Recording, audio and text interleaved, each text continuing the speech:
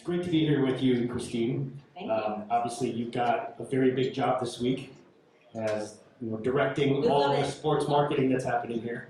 And you've got a great background in sports marketing. So is that something that you've always just wanted to align to? Absolutely not.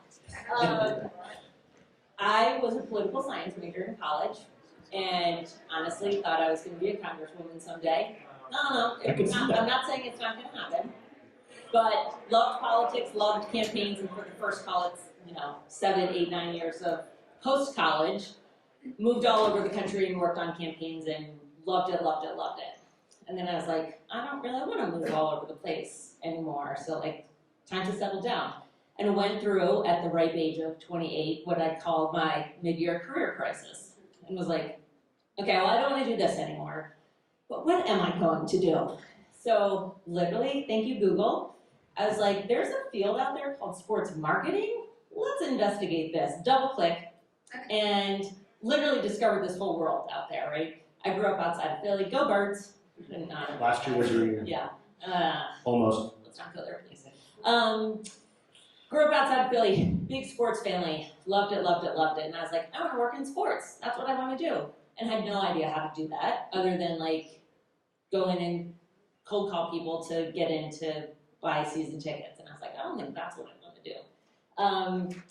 And so networked, talked to so many people, and thank you to the graces of the good people at Octagon Sports Marketing. They're like, we think this girl has potential. And now 20 years later, here I sit.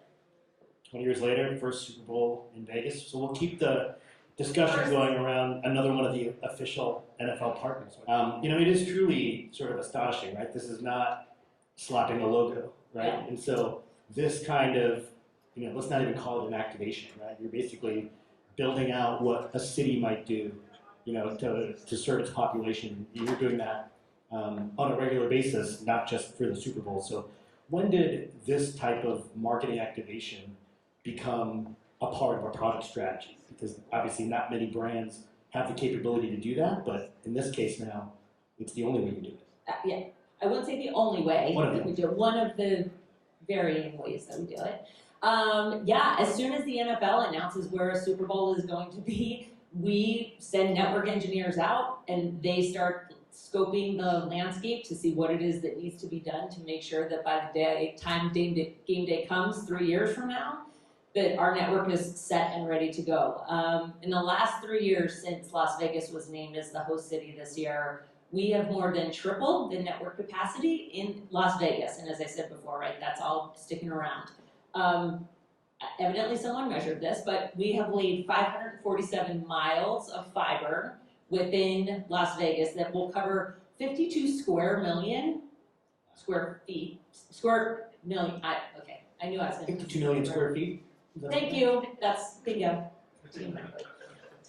That covers 52 million square feet of Las Vegas, right? And that covers everything from here on the Strip, down at the airport, Freeman Street experience, right? All across the city. And that doesn't even then get us to what we've done to enhance the stadium and the parking lots and inside the arena and everything like that. So it ties, to get back to your question, right? It ties back to why we wanted to partner with the NFL. Not only is it because on Sundays, right, we know that live football is the most watched programming on television, and anybody who watches any football game, you're bound to see an ad of ours. So the connection, but the true connection, and where I feel we really have an impact is in venues and in stadiums, right? Joking about the millimeter wave and C-band, it's the equivalent of 1 lane of traffic or 100 lanes of traffic. So you think about how data can move much more freely when you have 100 lanes of traffic rather than 1 or 2 lanes of traffic.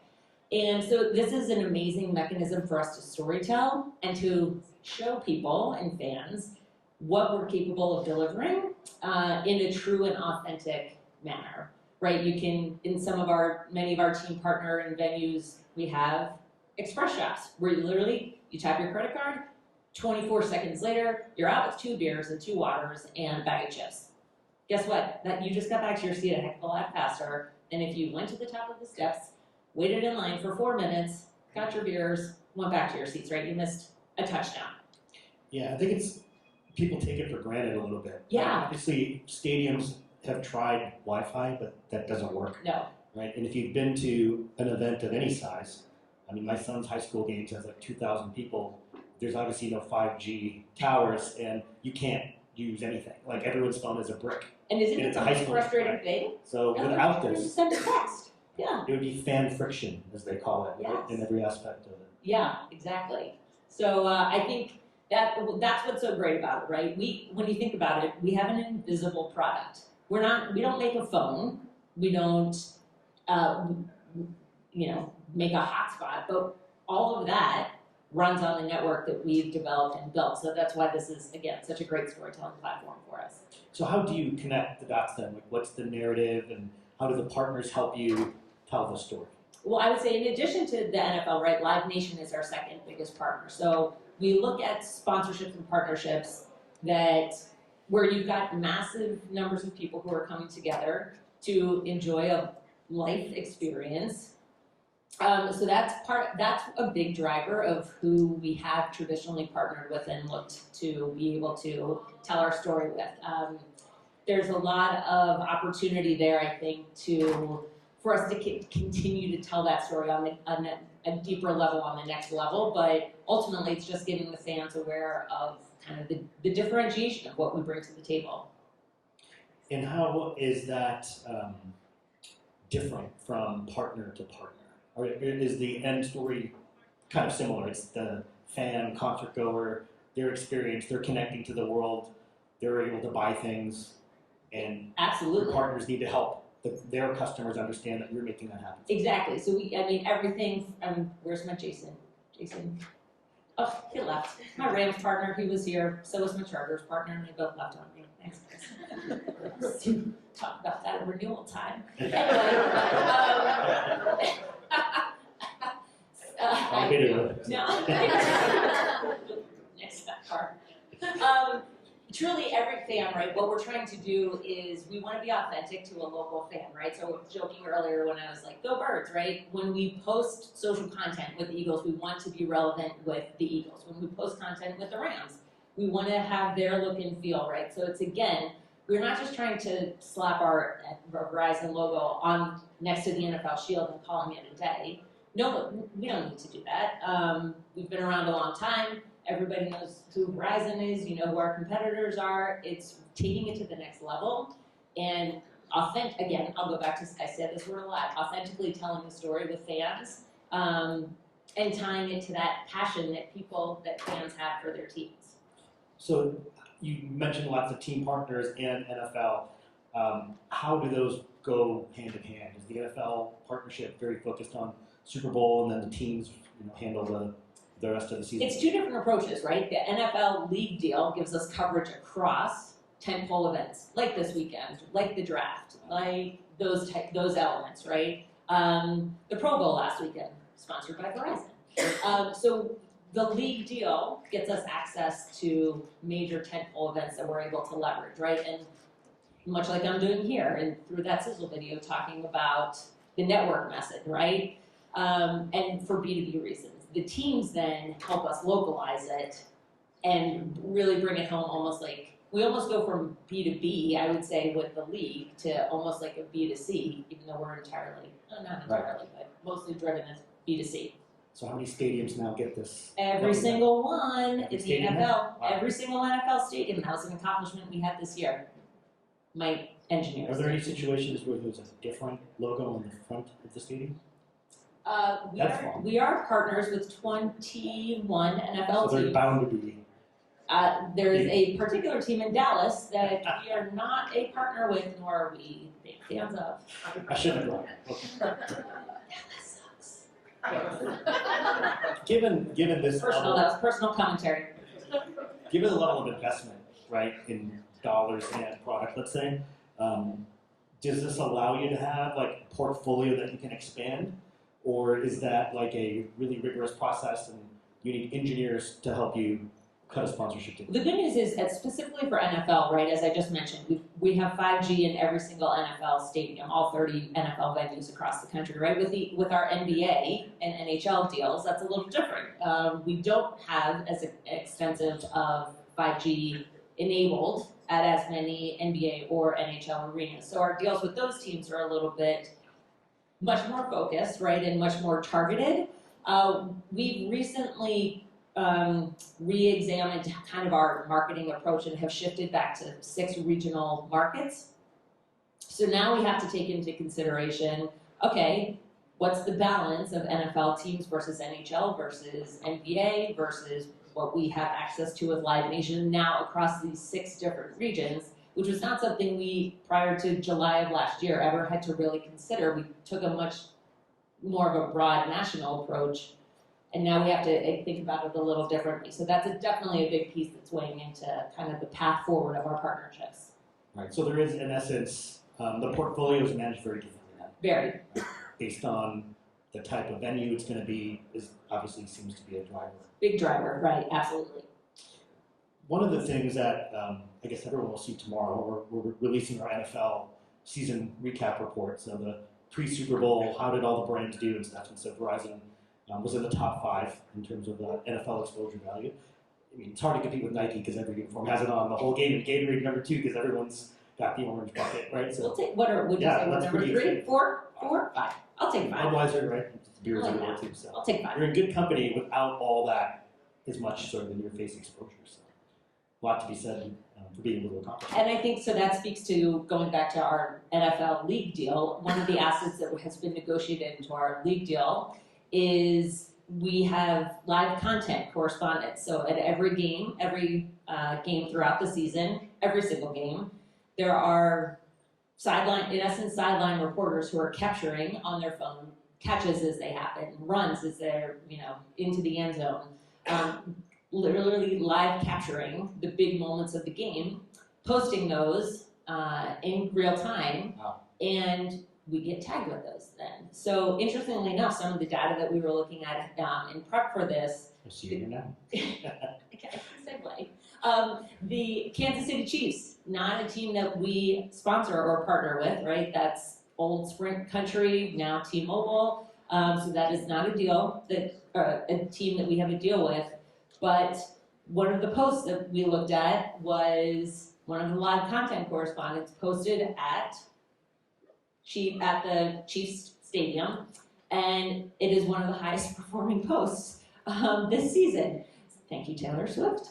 But regardless, I mean, that's not something we would have access to through traditional means of a sponsorship, but through our league deal, that's a great, way for us to get in for a team that's outside of the Verizon portfolio. Yeah, so when you look at things like, how to take advantage of all these different moments, do you have a focus as well on what the digital experience is going to be like or virtual experiences? What you're enabling is, in essence, something in a physical space that's virtual. Right. To get all theoretical here. Well, and that's where it gets really interesting and technical. We don't create those experiences. So we have to look at other partners who have invested the time and technology and resources to build these AR or VR experiences that need our network to run on and wouldn't be successful if they were on a different network or couldn't operate that way. So yeah, we are not in the business of creating.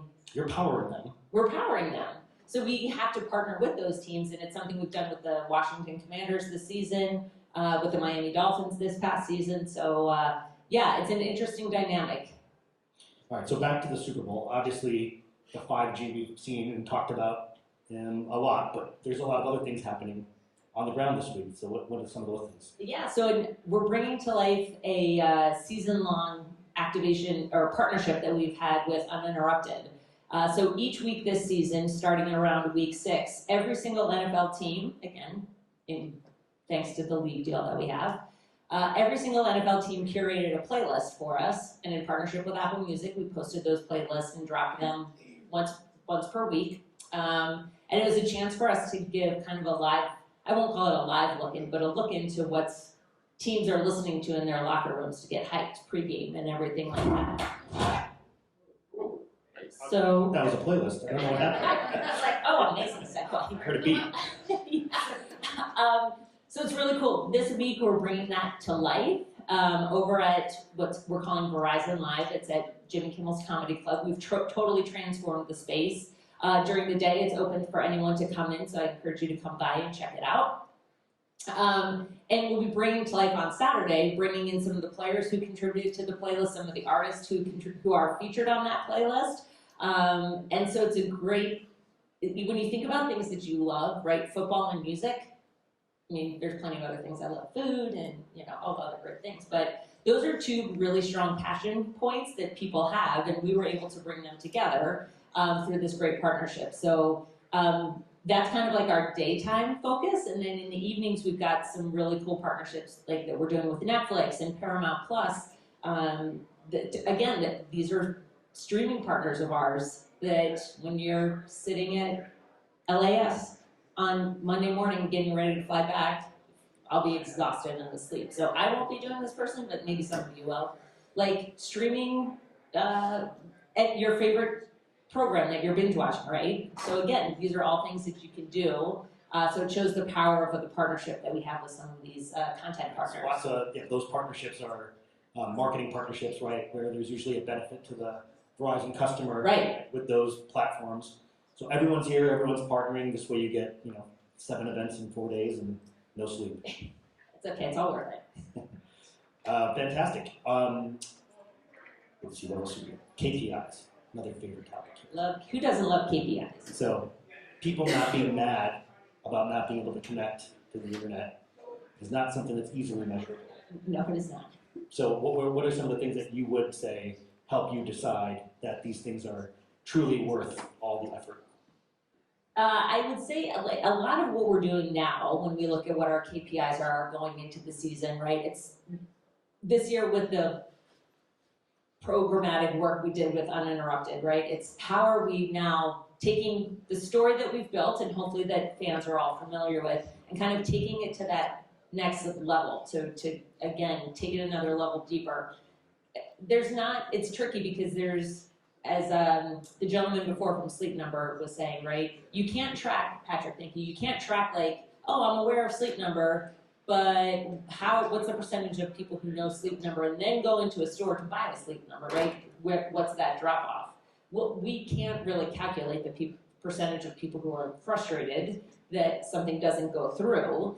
All we can do is tell the positive of this is the network that America relies on, right? And here's what advantages you have by being on the Verizon network. Right. You can obviously look at all the exposure you're getting. You can track, brand sentiment. You can track, search. You can track foot traffic in markets where you have a stadium, right? Those are all metrics that are out there. You just have to be able to put them all together. Exactly. And I think you've listed all of them, right? The TV media viewership, the brand visibility. I think all the traditional marketing buzzword KPIs are definitely in the mix of what we look at to help tell the story of why. Yeah, it's just hard to put it all together sometimes. And yes. Recording lots of disparate data sets across multiple partners, right? Absolutely. It's a spider web. Yes. Well, I think we have a few more minutes for questions. Thank you very much, Christine. Curious as to what changed the approach this year with the regional focus for the 6 markets specifically, and why was that more based on where you guys have your current partnerships, sales strategy, all of that? Good question. So truly, the organization was set up as a national marketing organization. And I would think probably most people on the brand side in this room and watching can relate, right? Organizations, especially of this size, have a tendency to swing the pendulum one way. They do that for a couple years and then it swings back to the other side. So we had been 6-7 years ago set up in a similar regional marketing structure, and the powers that be decided it was time to go back to that. If you look at kind of how Verizon has been performing, not these last 2 quarters, but the quarters prior, it was not great. So I think we had to try and reevaluate and say, what can we be doing? This isn't working. We can be doing better. What's something we can change to make things move in the right direction for us once again? So I think part of that restructure and having that regional marketing focus was to help bring things closer to the customer, where not everyone in New York and not everyone in Basking Ridge, New Jersey is like dictating from on high what needs to happen. Now we're back to that regional structure again, where it's much closer to the end customer, and that's who we ultimately care about. Thank you. So there's been a lot of talk about big partnership platforms, but we're also going through a time when there's a lot of disruption in the sports space and emerging properties. Where does that fit into your partnership strategy, knowing that you have an NFL partnership, which is as big as it gets, and then where do you layer in some of those other passion touch points that may not have the widest reach, but have the fandom and connection to your brand? I will say this is a fault of ours, honestly. I would say we look too closely at reach and number of fans and number of viewerships and number of concert goers and things like that. And we have been so focused in on those types of properties for a really long time now. And we recognize that and recognize that we probably need to shift away from that. I can't say shift away. I think that will always be a focus of ours. We have to find other ways to get into some of those maybe smaller or more niche partnerships, to really even, again, bring it down closer. Like, I'm not sitting here and saying like, hey, pickleball people, come and talk to me. Please don't come and talk to me. We're really heavy in sports, right? Sports and entertainment. Those are our top two properties. We don't have culinary. We don't have cultural partnerships, right? And that's a gap in our portfolio, in my opinion. So I think we're trying to work towards kind of being more holistic and more speaking to a variety of different people, and not just through a lens of sports fans, live music fan.